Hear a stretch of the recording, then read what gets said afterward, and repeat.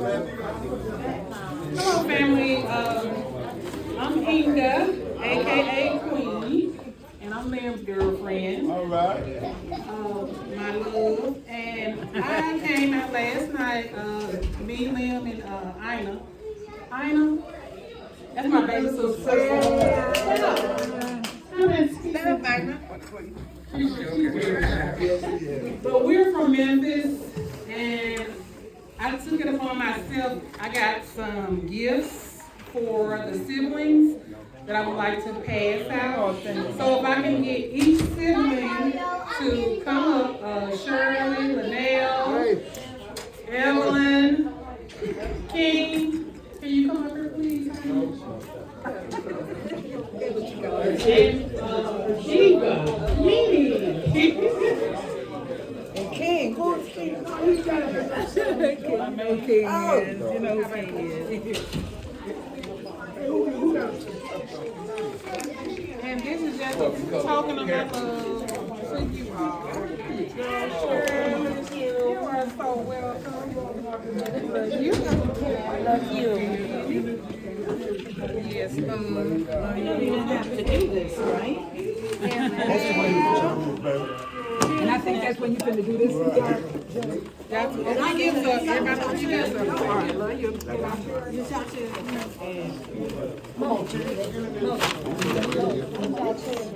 Everybody should have. Either one. Is that six? Oh, they have the same ones. I got one of them. So you want to give some? I'll do it. And show everybody what y'all got?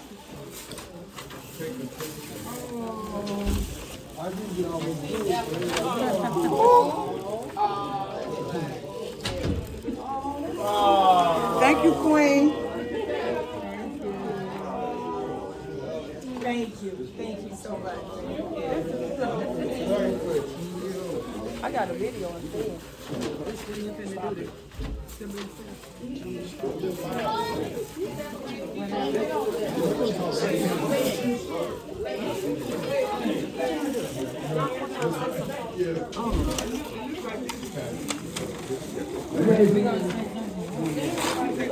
Okay, we'll start from the youngest.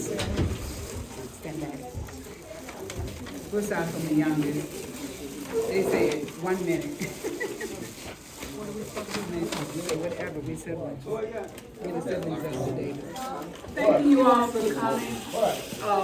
I know that the hour is late and I gotta be up myself in the morning, 12-hour shift. But we thank you all. We just want you to know, and once again, whatever you did today, we thank you. Everything is beautiful. Your presence is golden. Evelyn. Whatever she said. Thank you so much for coming. I am so proud of my family. I love you all. And just keep being you. Evelyn's name. Evelyn? I said whatever she I have one story to tell All right now. with my dad. He called me one day, I knew that was coming. come get me. I'm on the expressway. So I came over there and he told me, you pushed me up the ramp to the, I say, you must be a darn fool. And before I thought about what I said, I looked at him, he was laughing. You sound like him. You sound like him. I'm through. Happy birthday, Mama! Today is my mother's birthday. She's been 88? 97. 90. Wait a minute. Daddy would be 100 in July. He was 7, he was 3 years, he was 4 years older than her. Daddy would be 100. He would be 100 July 1st. She was 97. Wow. She was Praise 8 the Lord. Thank you all for coming. Thank you. I'm so excited to see you all and so happy that I have someone to carry the torch now, none other than the oldest grandson and his wife, James and Joy Davis. this was about all of them. They was talking about salads and what kind of salads that it was here. So it was so many salads here. And have you ever heard of a black eyed pea salad? Somebody tell somebody that the black eyed pea salad ain't what you think it is. It was awesome. And all the other salads and what everybody brought something. I just want to thank you all. Thank you all. Thank you. And I got a little short story. Okay. I was going to school and I wasn't doing what I was supposed to be doing, and I called myself gangbanging and stuff. Some of y'all probably don't even know that. But I went to Marshall for 3 years and didn't get not a one credit.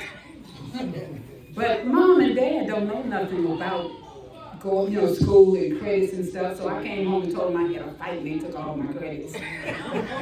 They believed it. So we moved out on Laramie in 1970, and when I went to Austin High School, they put me in the freshman division. So me being a gangbanger was like, you must be crazy. I'm not going to school no more. I'm dropping out. I came home, I told Mama, she cried all day. You know you can't do that, your daddy will kill you. Your daddy will kill you. I'm like, well, I can't go, I can't be no freshman, I'm 17 years old. She said, well, you need to tell him. I'm not gonna tell him. So I went to Daddy, and I said, Daddy, I'm dropping out of school. They put me in a freshman division. I'm 17 years old. I can't go to school with them kids. Daddy said, all right. How many times did you hear him say, all right then. Well, you have to leave here. I'm like, maybe I can leave home. I'm 17. I can leave home and go wherever I want to go. But I was too dumb to know he never let us go nowhere by ourselves. I didn't even know how to get downtown on the bus. Went to my girlfriend's house and I said, look, I need to stay with y'all because I ran away from home. I'm leaving home. Charlene was like, no, you can't stay here. My daddy will kill me. Then I went to Mickey and I said, Mickey, I need to stay with y'all because I left home. Daddy told me I could leave. She said, you can't stay in here. My mama would kill me. I was like, wow, I ain't got nowhere to go. So I say, Lord, I ain't got nowhere to go. I don't have no money. I don't know where to go. And the Spirit said, go back home. I went back home. And I got on my knees at the front door because that's how I had to come in. I couldn't just come in like I was all that bad then because I'm ready to come back home. So I goes back home and Mom answered the door. And she hugged me and she cried. I was on my knees. And I said, I want to come back home. And she said, you got to tell your daddy. I wanted to say, man, I told him when I was leaving. Why I got to tell him when I'm coming back? She said, come on in, you got to tell him. So he was walking around there singing one of them songs.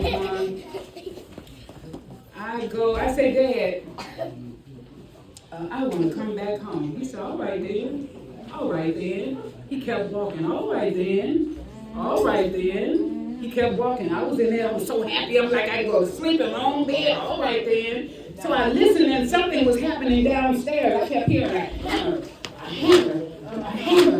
hammer. Looked like he was making something downstairs. So he came upstairs, and when he came upstairs, he had a rubber hose about this long. And it had holes in it all the way down the things. Now, I didn't know what the hose meant, but the hose mean when you hit somebody with that hose, the skin gonna jump up in the hose. I got scars right today from that whooping. I was 17 years old. So what I did is I went back to school. Summer school, day school, night school. Summer school, day school, night school. Summer school, day school, night school. I've been going to school. I went to school. I graduated in 3 years with 21 major credits. Yeah. Top of my class. What do you call that when you, the ROTC? I was a major in ROTC. I went to school. After school, I went to college. I will never forget how that changed my trajectory of life. Wow. You have to listen to your parents. You have to, these children that's around here, a lot of times you don't know that they don't know. And you have to talk to your parents. You have to talk to your children. We got whoopings. We didn't have that talking stuff. We didn't if you got in trouble, you got a whooping. It wasn't no talking or nothing. But I just want to just give him. That's why when I was sitting here and they was talking about him, I thank God for him. I thank God for that whooping. You might not even believe that. I thank God for that whooping because that whooping showed me how to be where I am today. I'm 70 years old. I'll be 71 in November. I am blessed. Hey!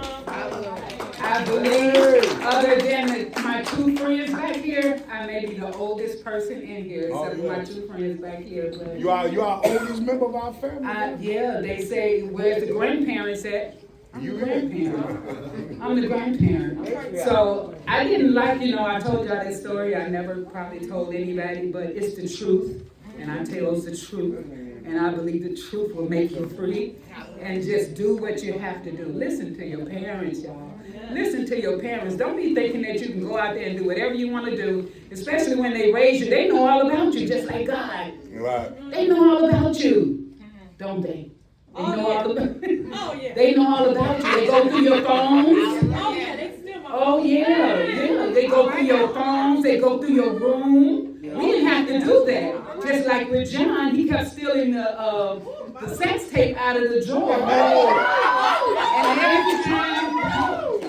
And every time you go and get the tape from